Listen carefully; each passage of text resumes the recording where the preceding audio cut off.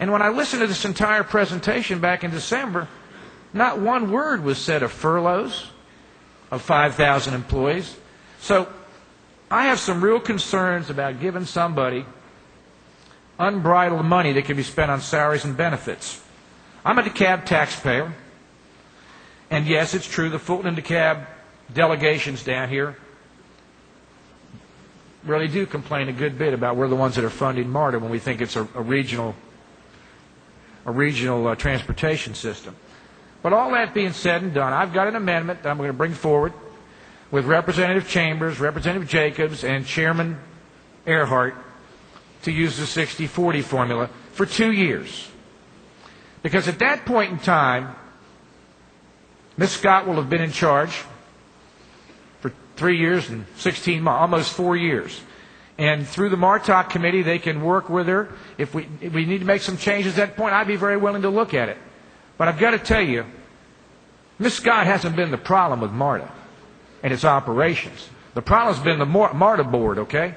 We want to abolish the MARTA board and think about giving her some more flexibility. I will be delighted to sign that amendment as well. And so the bottom line is we will introduce this amendment. I think Representative Earhart's also going to be speaking as well as Representative Willard. And I ask for your favorable consideration of the amendment. If it passes, then of the bill. Mr. Speaker, I'll yield the well. Thank you. If you have questions, should you wish to answer? The gentleman has yielded the well. Chair recognizes Chairman Willard to speak on the bill.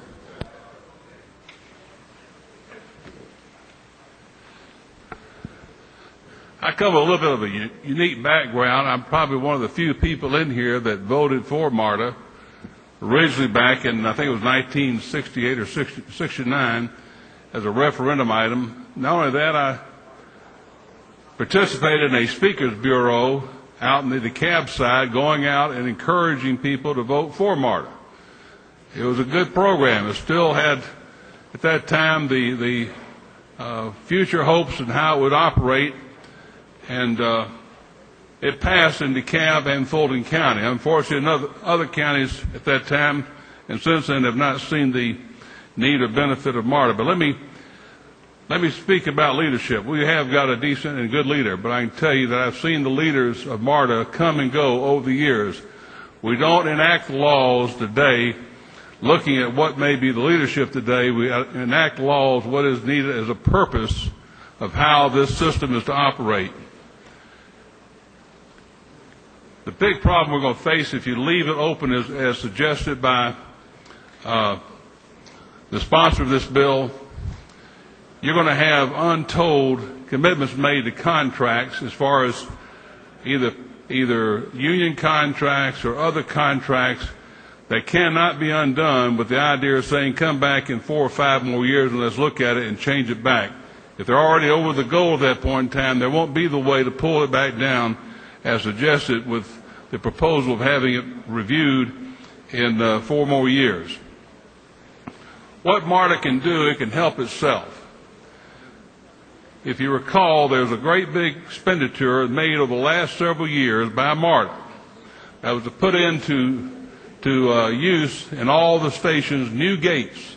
And those gates had a primary purpose, not only to try and cut down the amount of people illegally and unlawfully using MARTA, but also to set up a system. That system was to have people be able to buy their tickets and pay as they go where they go.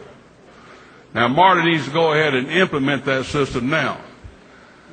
Putting it off is just going to continue the problem they have as far as operating a deficit. And I suggest the MARTA board and the operating people of MARTA need to recognize that, bite the bullet, go ahead and set up what we call pay-as-you-go, where you go, like most every other transit system does.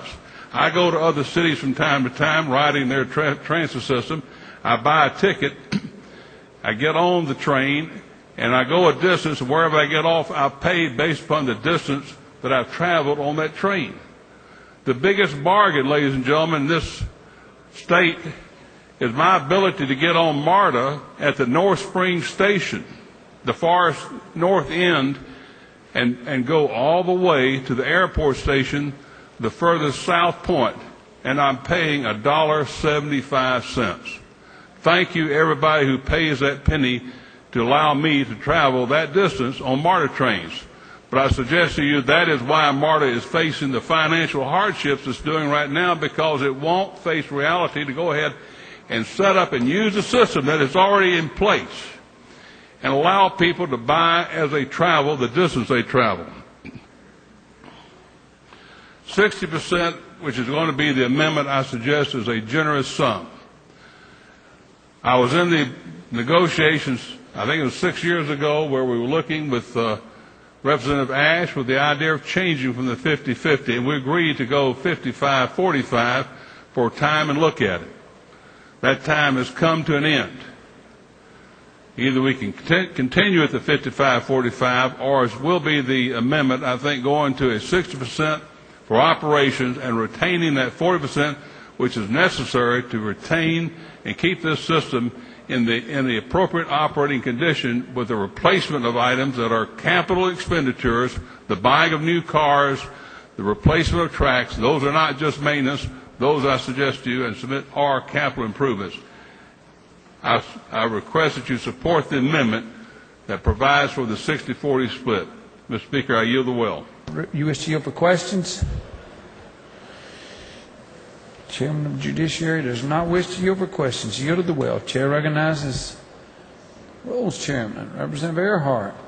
Oh, we're pulling out the big guns on this one. Representative Earhart. Well, let's don't consider this gunning. Let's consider this talking about some of the history with respect to the 50-50 and why it was there. I think Representative Millard did a very good job explaining to you the original concept behind this 50-50 and why Congressman Levitas and Representative Levitas, not the one that's sitting here, his dad, thought it was a good idea. It was a mechanism to create the types of efficiencies and effectivenesses that you see on the back of MARTA's literature right here. If you take a look at what Representative Gardner passed out, you'll see operational expenses and efficiencies. Operational expenses, they're number one per passenger mile. Operating expense per vehicle revenue hour, number 4. I mean, we're in the top of all those. And why do you think that may be? Maybe because we put the restriction on that you couldn't spend all of your money on operational expenses or expenses that may or may not be in the best interest of the system. I don't think we want to go where some of these other systems are at the bottom, where the mistakes they've made. For years we have discussed, we sunset this, we look at it, we discuss whether or not to go to 55-45. And one of the basic parts of that negotiation has always been, what are you going to do? This is to the system. What are you going to do to control your own cost, to control the system itself, and try to make yourself healthy? And that's the negotiating leverage that has always been there to get it to 55-45. This year, I've had several really good conversations with Ms. Scott. She's probably one of the, or probably in my opinion, the most capable, the most professional person that's ever come to run the system of MARTA. Now, I've just been, interestingly enough, added to the MARTOC committee.